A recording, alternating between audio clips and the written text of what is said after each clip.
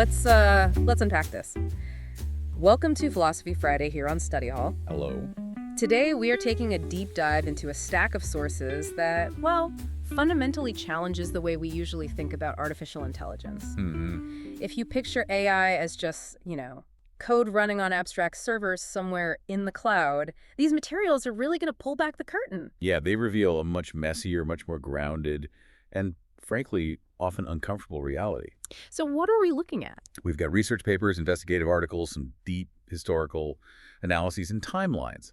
And they all ground AI not just in algorithms, which is what we hear about, but in the physical earth. In the earth? Yeah, in human labor, in centuries of history, actually, and in very specific systems of power. It's a critical look at what the sources are calling the power, politics, and planetary costs of AI. Okay, so our mission today is to extract the most important nuggets of knowledge and insight from all this. We want to help you, our listener, become genuinely well-informed. Right. To get past the hype about the complex, interconnected systems that actually make up modern AI. Yeah. And maybe challenge some, deeply ingrained assumptions along the way. And because it's Philosophy Friday, we're not just interested in the facts, though they're important. We're here to ask the big questions. Exactly. Like, what does the reality of AI's foundations tell us about our society? About power structures? About what we value, or maybe more importantly, what we classify and what we choose to ignore? So let's jump into this. It's going to be a fascinating and I suspect, at times, pretty provocative conversation. Definitely. So where do we start? I mean, here's where it gets really interesting right off the bat. It may be a little counterintuitive. Okay. When you think of AI, you probably think data streams, machine learning models, right? But the sources we're looking at argue, pretty compellingly, that AI is, at its core, an extractive industry. Absolutely. This is such a crucial point these materials make. It pushes right against that perception of AI as purely digital or existing in some kind of, ethereal cloud. Right, like it just floats there. Yeah, but building and running AI systems requires immense physical resources ripped directly from the earth. And crucially, the environmental costs, the social costs of that extraction, they're enormous. Yeah. And they are almost always externalized, right? That's the key. The companies building the AI, they're not paying the true price. That burden falls squarely on the environment and often on vulnerable communities, usually in places far removed from where the AI models are actually being trained or deployed. So think about the device you're listening on right now, your phone, your laptop. Or the data centers powering everything from, your basic search engine to these massive generative AI models. They all rely on batteries. Which means they rely on minerals, like lithium. Exactly. The sources point to places like Silver Peak, Nevada. It's an ancient lake bed, now a major source of lithium. And the history of that valley is just steeped in extraction. How? Well, gold and silver mining there, back in the mid-1800s, fueled the wealth of San Francisco. And that was built on lands acquired right after the Mexican-American War. It's a history of, empire following resources. And now? And now, the tech industry has declared lithium the gray gold, and they're extracting it from the very same land. Companies like Apple, Microsoft, Amazon, Facebook, Google, the giants of the AI age, they are utterly dependent on this continued extraction. Wow. So the sources draw this direct parallel. San Francisco, first built on gold and silver fortunes, now built on lithium extraction for tech. It's the same pattern repeating itself, just with a different commodity. Okay, so lithium is one piece. What else? Well, beyond lithium, you've got the rare earth elements. This is a group of 17 metallic elements, things like lanthanum, cerium, neodymium. You might not have heard of them, but they're absolutely critical. Critical for what? For the miniaturization and functionality of modern electronics. They're in your displays, your speakers, batteries, hard drives, even the fiber optic cables carrying the data. Okay, but I'm guessing getting them out isn't easy. Not at all. The process of getting them out of the ground and refining them is incredibly hazardous, environmentally devastating. The sources highlight that China produces something like 95% of the world's rare earth minerals. Why China specifically? Is it just geology? Well, geology plays a part, but the sources argue it's largely because they've been willing, historically, to tolerate the extreme environmental cost. Refining these elements involves these massive acid baths. Acid baths? Yeah, which produce toxic, often radioactive waste. And this stuff pollutes landscapes, water supplies. It's incredibly damaging. The numbers must be something else. The numbers here are pretty staggering. For some elements, like dysprosium and terbium, which are essential for a lot of high-tech devices, only about 0.2% of the mined material is actually usable, 0.2%. Wait, so what happens to the other 99.8%? It's waste, toxic waste, or tailings as they call it, and it's often just dumped directly into streams or piled high in these huge toxic mounds. The sources note that refining just 1 ton of rare earth elements can produce 75,000 liters of acidic wastewater and a ton of radioactive residue. That's hard to even picture. That's the physical cost of AI then, hidden away. Exactly, hidden beneath all these layers of abstraction like the cloud. And the sources also bring in the context of conflict minerals, right? I remember the Dodd-Frank Act in 2010 tried to address this. Yes, specifically gold, tin, tungsten, and tantalum, the 3TG minerals. They're often extracted in places like the Democratic Republic of Congo. And the profits from mining these minerals have directly financed brutal conflicts, caused millions of deaths and displacements, and often rely on conditions that amount to modern slavery. But Dodd-Frank was supposed to help companies track this, wasn't it? It was supposed to push for transparency. But tracking these minerals through incredibly complex global supply chains is, well, let's just say it's made difficult. Companies like Intel and Apple have faced criticism because while they might audit the smelters where minerals are processed, They don't audit the actual mines. often not, no. Especially if the mines are outside specific conflict zones or areas with transparency mandates. The sources call this strategy plausible deniability. Plausible deniability. So the companies at the top can claim they can't verify the origins, effectively shielding themselves from responsibility for the exploitation and violence happening further down the chain. It feels like calculated ignorance. Yeah. It seems less like a bug in the system, as you said earlier, and more like a feature. The system benefits from this opacity. That's deeply cynical if true. The sources draw a historical parallel here too, don't they? Something about telegraph cables. Yeah, it's fascinating. Remember the first transatlantic telegraph cables back in the late 19th century? They needed insulation, and the material used was gutta percha. It's a type of latex from trees found primarily in Malaysia. Okay. Historian John Tully's work is cited here. He describes how this resource was extracted through really brutal colonial labor practices. Local Malay, Chinese, Dayak workers, they were paid next to nothing for incredibly dangerous work, felling trees, collecting latex, So exploited labor produced this material. which was then processed and used to sheath the cables that basically formed the nervous system of the British Empire. It enabled faster communication, tighter control. It's a direct link. Colonial resource extraction fueling the infrastructure of global power. And the connection to today. Look at today's undersea fiber optic cables that carry almost all the world's data. Many of their routes still trace those old colonial telegraph paths. Oh, wow. That's a powerful image. The physical infrastructure of communication and control consistently built on extracting resources and exploiting labor, often from the global south. It really forces us to reevaluate that shiny, clean image of tech, doesn't it? This clean tech revolution that's powering AI. It's built on incredibly dirty origins. Environmental degradation, labor exploitation, even financing conflict. So, okay, next time you look at your phone or use some powerful AI tool, maybe pause and think about that journey. Exactly. Those minerals inside came from somewhere. A mine that might have poisoned a lake or fueled a war or relied on child labor.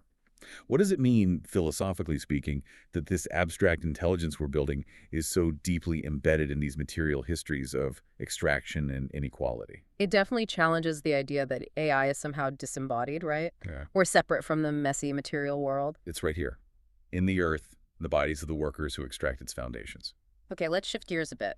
From the physical earth to the human element, specifically the extraction of labor and this idea of controlling time. Right, because the sources reveal that AI systems aren't just trained on abstract data pools. They rely on immense amounts of human effort, effort that's often unseen, undervalued. And they introduce new ways of managing and controlling that labor, particularly our time. And this also, interestingly, leads us to question our very definitions of intelligence. The sources offer a surprisingly relevant historical anecdote to start us off here. The story of Clever Hans. Ah, Clever Hans, the famous horse, right? Germany, early 20th century. That's the one. His owner, Wilhelm von Osten, claimed Hans could do amazing things, perform arithmetic, read, spell words, even tell time, all by tapping his hoof. He became a huge sensation, didn't he? Like international news. Oh, yeah. The New York Times called him Berlin's wonderful horse. But naturally, there was skepticism. So they investigated. They did. The German Board of Education convened the Hans Commission, included the renowned psychologist Karl Stumpf, Stumpf and his assistant, Oscar Funkst, ran really rigorous tests. They even separated Hans from his owner, varied the questioners. And the conclusion? No trickery. They concluded there was no deliberate deception from von Osten. So is Hans actually doing math? A genius, or... Well, this is Funkst's crucial discovery, as the sources detail it. Hans wasn't calculating in the human sense. He was incredibly, almost uncannily, adept at reading subtle, nearly imperceptible physical cues from the person asking the question. Cues? Like what? A tiny shift in posture, maybe a dilation of the pupils, a held breath just before the right number of taps. These tiny signals, invisible to most people, told Hans when to start tapping and, crucially, when to stop. He was responding to his environment with incredible sensitivity. Wow. So not math, but amazing observation skills. Exactly. And the sources argue this story is deeply relevant to how we think about AI. We were amazed by Hans because he mimicked a specific, narrow form of human intelligence arithmetic. But we missed something else. We missed, or at least undervalued, the truly remarkable feats Hans was performing. Things like complex interspecies communication, navigating social interactions in public settings, demonstrating incredible patience. These weren't recognized as intelligence because they didn't fit our predefined human-centric box for what counts. That makes you wonder, doesn't it? Are we doing the same thing with AI today? Celebrating systems for mimicking narrow human tasks, recognizing faces, generating text, playing complex games like Go. While potentially overlooking or devaluing other forms of complex interaction or computation that don't look like human intelligence. Ellen Ullman, who's an author and programmer, she's quoted arguing that this very belief that the mind is like a computer is a kind of original sin for AI development. An original sin? How so? Rooted in a kind of Cartesian dualism, she argues, trying to separate mind from body, intelligence from its material and social context, just like they tried to isolate Hans's math skill from his social awareness. So this historical example really pushes us to ask, what counts as intelligence? Whose definition are we even using? And what are we missing or devaluing when we only look for intelligence that reflects, a narrow slice of human capability? It's a fundamental philosophical question that flows right into how we manage and measure human labor. Because the sources show that modern algorithmic management has these deep historical roots in the effort to optimize and control workers. Right, like Frederick Winslow Taylor's scientific management from the early 20th century. Exactly.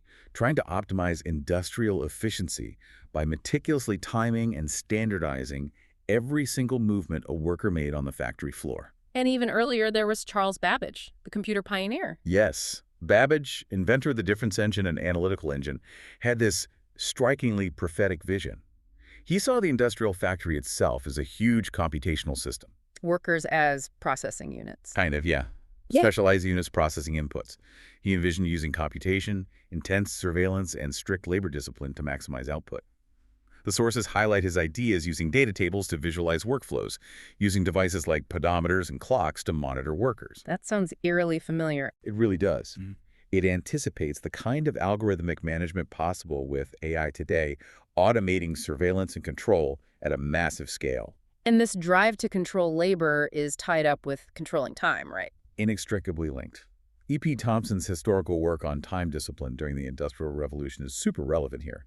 Before industrialization, time was often more fluid, task-oriented. But the factory changed everything? The factory system imposed the clock, demanding punctuality, synchronicity, measured output, fines for being late, timesheets. Time itself became a commodity, a site of struggle, which led directly to things like the fight for the 8-hour day, a fight over who controls the worker's time. And this historical context brings us to the panopticon. Exactly. Jeremy Bentham's famous prison design from the late 18th century, but it was influenced by his brother, Samuel's, earlier design for something called an inspection house in a Russian factory. An inspection house? Yeah. Samuel Bentham was managing a factory in Russia. He had this diverse workforce, untrained peasants, but also these surprisingly independent master shipbuilders who, he apparently noted, were prone to drinking and arguing instead of working steadily. So he needed a way to watch them. Right. The circular design allowed him constant, potentially invisible, oversight to ensure discipline, efficiency. His brother Jeremy then adapted this architectural idea into the famous panopticon prison model. Where the key was the possibility of being watched. Precisely. The inmates could never be sure if they were being observed at any given moment, so the idea was they'd internalize the discipline. They'd behave as if they were always being watched. And the sources argue this isn't just history. Not at all. They argue this panopticon model, constant potential observation, designed for control and efficiency, is a powerful metaphor, yes, but also a direct precursor for modern AI-driven surveillance systems in the workplace and increasingly beyond it. Which brings us to algorithmic management today. Applying these historical logics, measurement, management, control in new tech-powered ways. And extracting value often simply by controlling the worker's time and pace. Amazon fulfillment centers are a major focus in the sources here. They are. The entire system revolves around the rate, this algorithmically determined metric dictating how many tasks a worker must complete per hour. And the pressure is immense. Immense. It leads to incredible stress, very high rates of injury and illness, and this constant fear of being fired for failing to meet the target. We've all heard the stories, workers reporting skipping bathroom breaks just to keep up. The sources also mention algorithms like the matrix, used for optimizing tasks. Yeah, like determining the best box size for an order. It sounds efficient, maybe, but it forces workers into constant adaptation, makes it harder to build muscle memory or find any kind of rhythm. And algorithmic scheduling Creates these short, unpredictable shifts. Perfectly optimized for the company's fluctuating needs, but absolutely devastating for workers trying to manage childcare or a second job or just maintain a basic, stable life. The sources call this time theft. Exactly. The cost and the burden of those unpredictable hours, waiting for shifts, being constantly on call at row, falls entirely on the worker. It reminds me of how Ray Kroc applied standardization at McDonald's, aiming to reduce the need for skilled craft and make every action measurable and controllable. But it's not just warehouse work, is it? This extraction of labor. No, not at all. A vast amount of our everyday online activity is actually contributing valuable, unpaid labor that trains AI systems. You mean like recap TCHA, those I'm not a robot tests? That's a classic example. When you're asked to identify images, click on all the traffic lights or bicycles or crosswalks, you're not just passing a security test, you are actively labeling data. For free. For free, providing training data for Google's image recognition algorithms, identifying street signs, cars, you name it. What about platforms like Amazon Mechanical Turk? MTurk was heavily used to build foundational data sets like ImageNet. This is crowd work breaking down tasks AI can't do reliably or cheaply into these tiny, underpaid microtasks. It's like labeling images. Labeling images, transcribing audio, simple classification tasks. Workers are paid pennies per task, often with no context, no idea what larger project they're contributing to. It's human intelligence extracted and exploited at a massive scale. Then there's this idea of privatized time. What's that about? It's this intriguing concept that corporations are starting to create their own standards of time, prioritizing machine synchronization over human needs, or even over universal planetary time. How does that work? Google's Spanner database and its TrueTime protocol are the key examples here. Spanner needs to synchronize millions of servers across the globe with incredible precision. Okay. Its solution for handling potential clock drift or network latency is kind of wild. It will literally slow down to wait out uncertainty. The system pauses itself to ensure internal time consensus. It pauses itself. Yeah. The sources describe this as embodying a fantasy of total control over time, bringing the entire planet under a single proprietary clock dictated by the synchronization needs of Google systems, not by, say, the sun or human experience. How does that compare to, like, standard time zones? Well, think about the history of standardized time. Railroad time in the 19th century. Before that, every town had its own local time. Chaos for train schedules. Deadly collisions. Right. The telegraph fixed that. Exactly. The telegraph enabled the synchronization of clocks across vast distances, forcing railroads to adopt standardized time zones for safety and efficiency. Google's TrueTime feels like a weird return to a proprietary time, but now it's global, algorithmic, and dictated by the machine's needs. But people push back against this stuff, right? It's not just accepted. Oh, absolutely not. The sources remind us of historical resistance.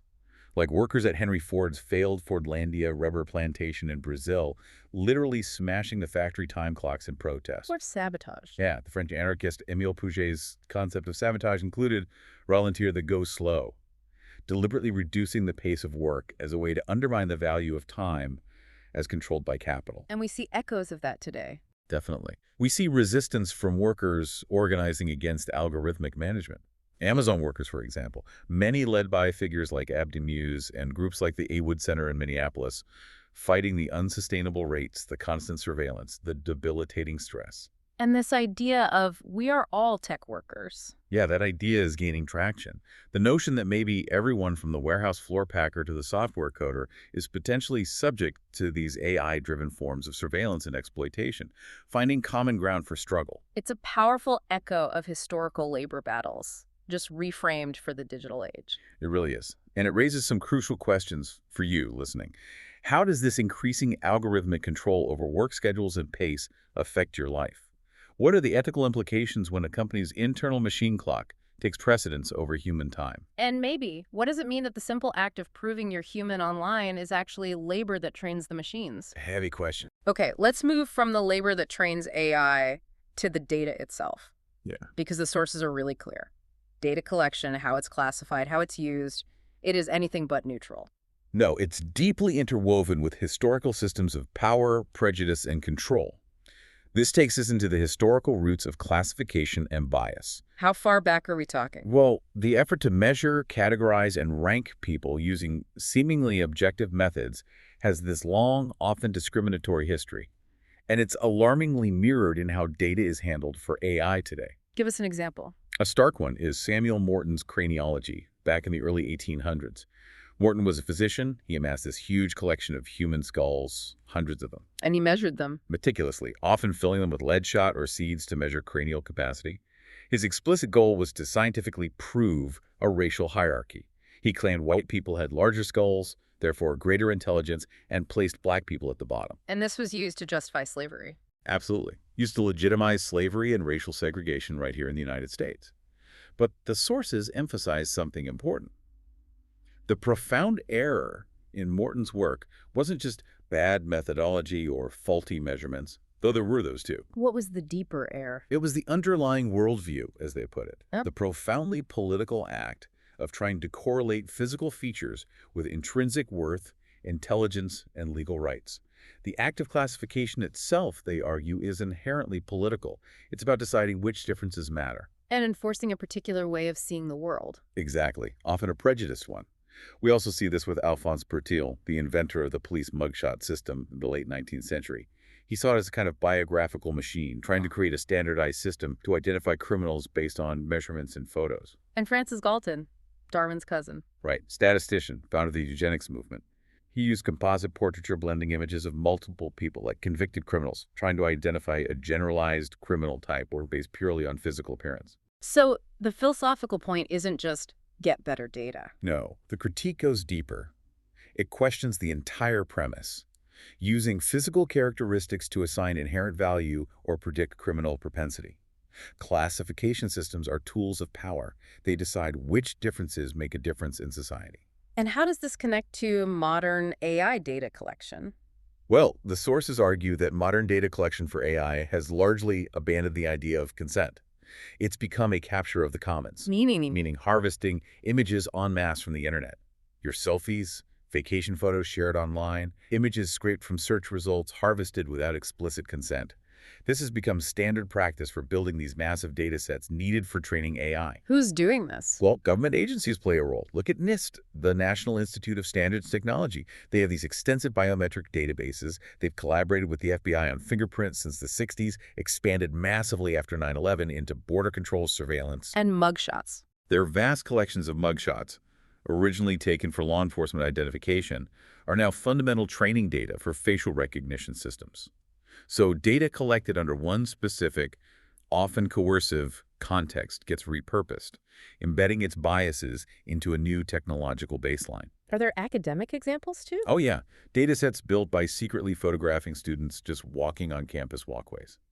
University of Colorado, Duke University, the Duke MTMC dataset, funded by the U.S. Army and the NSF, captured images of millions of people, often without their knowledge, specifically to train surveillance systems. Just harvesting images of people living their lives to build systems to monitor them. Pretty much. Which leads us directly to the training data itself and the worldviews embedded within it. The sources are really unequivocal here. The datasets used to train AI are not neutral reflections of the world. They reflect the creators. They embody the biases, the perspectives, the power dynamics of their creators, and the sources they draw from. Even early visions, like Vannevar Bush theorizing about future information machines. What did he imagine? He imagined the input coming from all roomful of girls armed with simple keyboard punches, processing data generated by millions of people. He foresaw this massive appetite for human-generated, structured information as the essential fuel. What about specific data sets used today? The Enron email corpus is a fascinating, if pretty problematic, example. Emails from just 158 employees of a single disgraced company. Released publicly? Yeah, despite major privacy concerns. And this dataset became a linguistic mine for natural language processing research. It's been used in thousands of academic papers as if it's a representative sample of human language. But it's incredibly skewed. Hugely skewed, reflecting the demographics and professional jargon of a tiny specific group.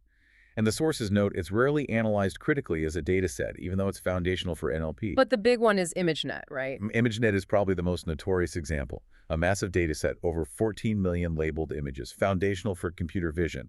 The sources detail its scale, its reliance on underpaid mechanical Turk workers for labeling. And the labels themselves. But also its truly problematic, offensive categories used to classify people. Labels like alcoholic, ape-man, hooker, slut, even racial slurs like slant-eye were imported directly from the WordNet database and applied to images of human beings. That's shocking. It is.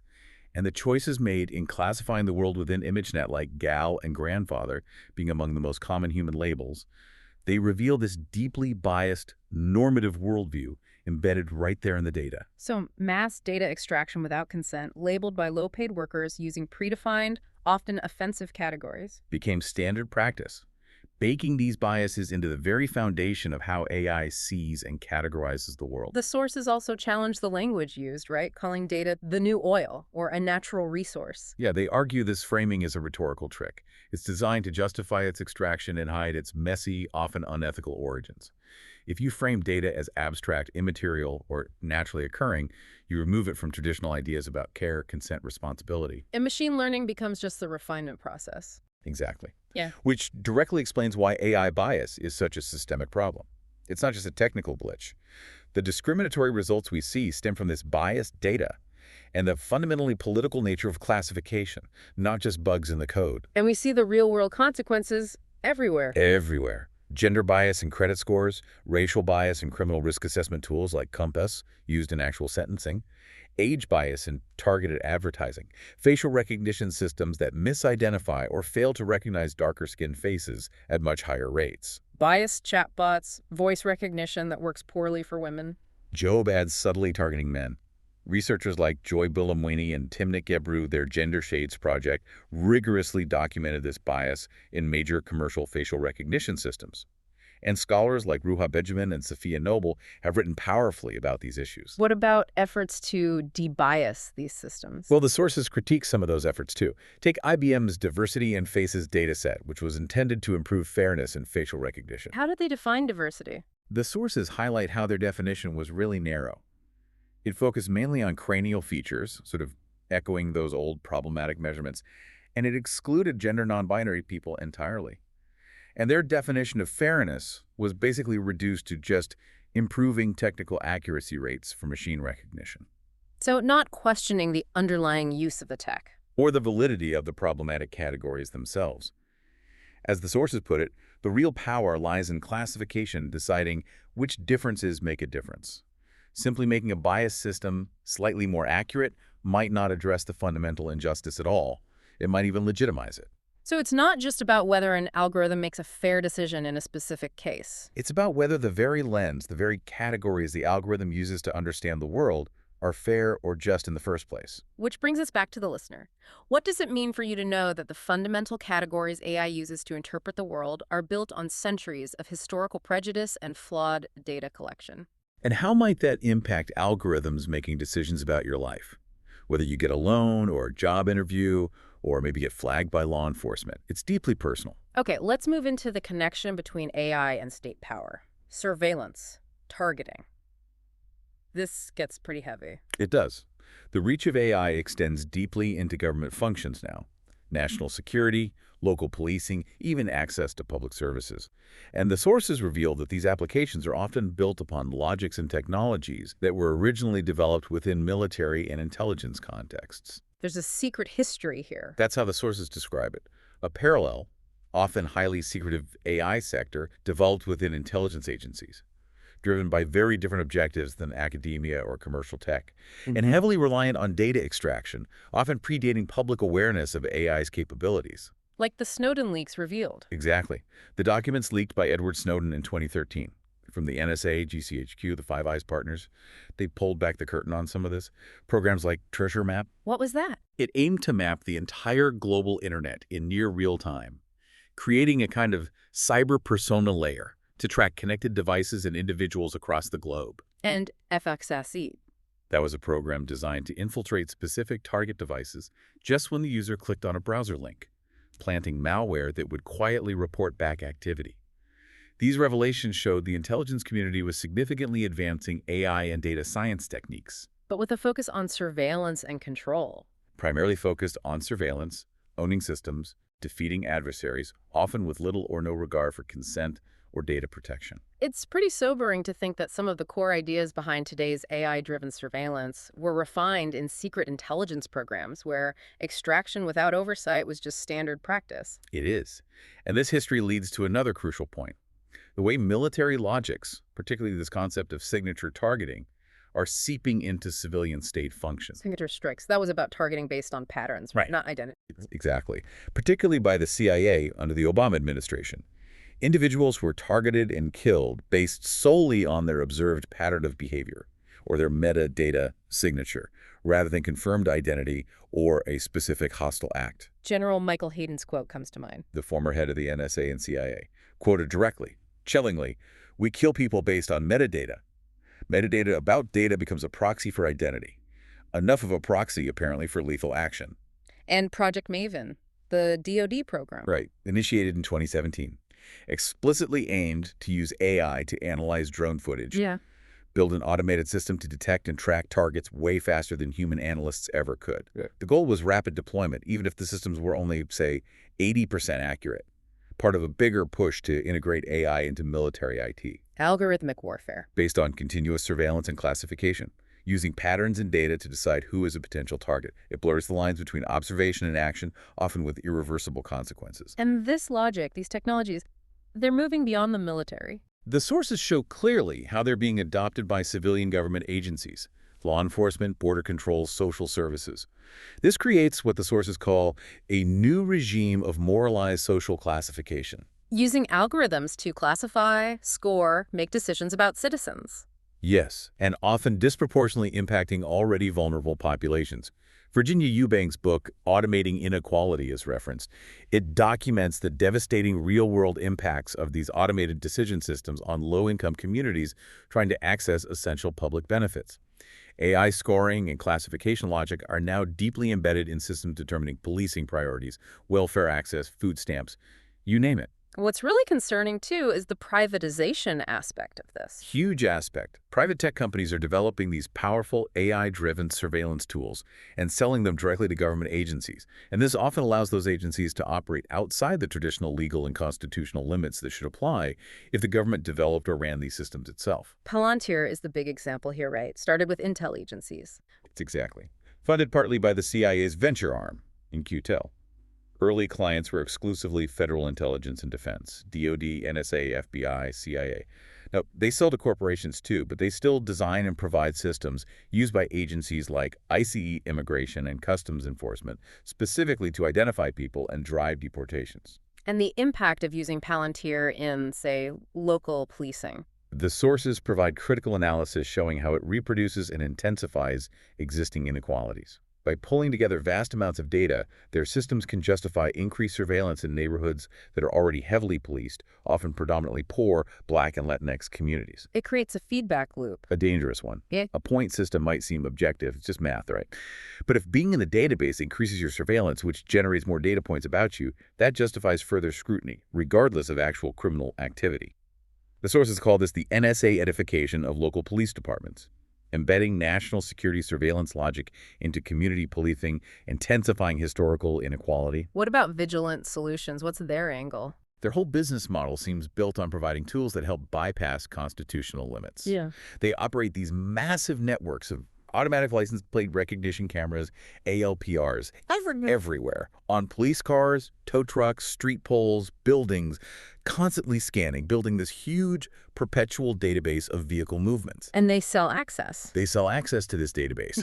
To law enforcement, sure, but also private investigators, repo companies, and federal agencies like ICE. So ICE can buy data they might not get otherwise? Precisely. ICE purchased access to a database with billions, for the B, of license plate records, and billions of data points collected by local law enforcement. This can effectively sidestep state-level data sharing restrictions because ICE isn't getting the data from the state, they're buying access to the privately held compilation. It's a de facto privatization of public surveillance infrastructure. And Amazon Ring fits in here too. The doorbells. Yeah, another piece of the puzzle. Ring doorbells build training data sets for Amazon, obviously, but users are also encouraged, through the Neighbors app, to report suspicious activity. The sources note this often disproportionately flags people of color. It aligns with a kind of battlefield logic, identifying potential allies and enemies within civilian neighborhoods. And apparently the system has even been used internally at Amazon to monitor underperforming employees. So the sources describe this whole situation as an uncomfortable bargain. That's the term. States making deals with private tech companies whose tech they might not fully understand or control. And these companies taking on core state functions, policing, surveillance, determining access to benefits functions they might be ill-suited for and could face liability for down the road. It reveals this sort of covert philosophy of command and control being implemented through data extraction, targeting logics, pervasive surveillance. It's a massive, concerning shift. Outsourcing core government functions, subject to law, to private entities with less transparency and accountability. It really is. Yeah. Which brings up a critical question for you, listening. What does this mean for your civil liberties? For fairness? Yeah. For democratic oversight? When technologies developed for military targeting are deployed by your local police, or used to decide if you get public assistance? And who is ultimately accountable when private companies perform these state functions? Who do you appeal to? Tough questions with no easy answers right now. Okay, as we get to our final segment, let's widen the lens. AI's ambition seems global, even planetary.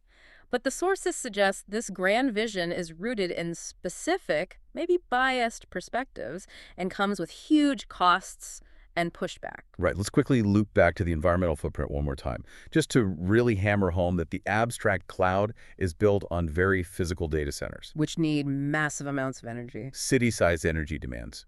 Google's data center in the Dalles, Oregon is a prime example, built there specifically to leverage cheap public hydroelectric power, benefiting from huge tax breaks, relying on public utilities. So the sources argue the whole AI infrastructure expansion from the mines to the data centers has been heavily subsidized by the public. Massively subsidized.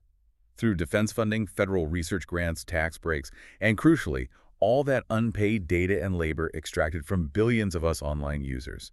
Yet the enormous financial profits generated are relentlessly privatized, concentrated in a tiny fraction of corporations and individuals. And perhaps the most profound philosophical point here is about data as world-making. Exactly. The whole process, extracting data, ordering it, classifying it on this planetary scale, it's fundamentally an act of shaping how we see and understand the world. And it embeds specific value judgments while claiming neutrality. Like the benchmark datasets we talked about, ImageNet, NIST. They aren't neutral mirrors of reality. They impose forced categories, rigid gender binaries, harmful stereotypes, even moral judgments disguised as descriptions. But they're presented with this aura of scientific objectivity. It echoes those historical classification systems like craniology or Galton's eugenics work. So if AI's understanding of the world is built on these flawed classifications, What are the consequences? What happens to people, communities, ideas that don't fit neatly into these predefined boxes? How does this distort reality, erase certain identities while reinforcing dominant ones? the sources really push back against the idea that AI's expansion is inevitable, right? Like it's just tech destiny. Strongly.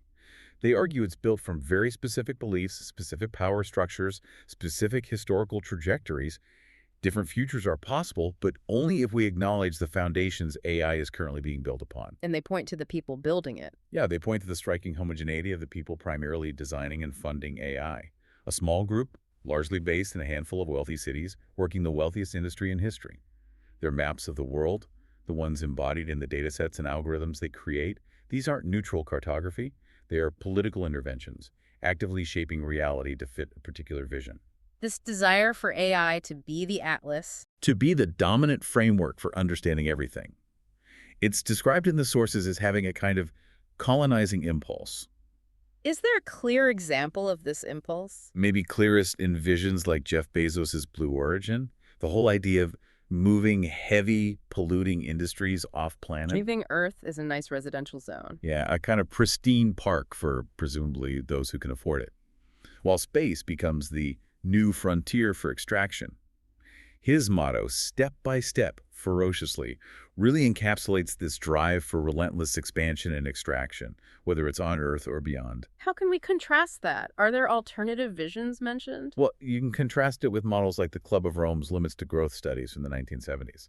They use early computer simulations, interestingly, to show how continued exponential resource consumption and population growth would inevitably lead to collapse. Even with new technology. Even with optimistic assumptions about technology. Because factors like pollution and resource depletion would eventually overwhelm the system. It's a perspective that fundamentally questions the dogma of infinite growth and extraction, the very premise underpinning so much of today's AI infrastructure development. So the sources are really posing a philosophical challenge. A huge one. What happens if we reject this narrative of inevitability? Instead of just focusing on fixing AI systems, trying to debias them, add privacy layers within the existing framework. What if we start somewhere else? Start with a vision for the world we actually want. Exactly. A truly just, sustainable world. And then ask, where does AI fit into that vision? Are there areas where, based on its history, its extractive nature, its tendency toward surveillance and control, AI simply should not be used because it fundamentally undermines justice or equity or human autonomy? It's a call to move beyond just optimizing the current system. And to critically examine the system itself. Its history, its power dynamics, its hidden costs, its embedded values. So the question for you, listening, becomes, what kind of future do you want to build with technology? What role should AI play in it? And what are the absolute non-negotiables? The human values, the social goods, the environmental limits that should not be compromised in this relentless pursuit of more powerful, more pervasive AI. What's the final provocative thought you want to leave us with from these sources? I think it's this idea that data is a bloodless word. It sounds so clean, so abstract, but it deliberately disguises its often violent material origins in mines, in exploited labor. And its often discriminatory ends in biased systems, pervasive surveillance, social sorting. The clean language hides a messy reality. Exactly. The clean language of algorithms, machine learning, neural networks. It hides this incredibly messy reality built on extraction, exploitation, historical bias, and concentrated state and corporate power. So the deepest question isn't just how to make these systems more accurate or superficially fair. It's whether improving systems built on such foundations simply shores up the problematic worldviews and power structures they emerged from. Thanks for listening. Please subscribe to Study Hall for all your wandering needs. And that wraps up today's deep dive here on Study Hall. If you enjoyed the episode, don't forget to hit that subscribe button so you never miss an episode where we break down the complex and make it clear. Share the show with a friend who's curious and leave us a review. It really helps others find the podcast. Until next time, stay curious, keep asking questions, and remember, the more you know, the better the world makes sense.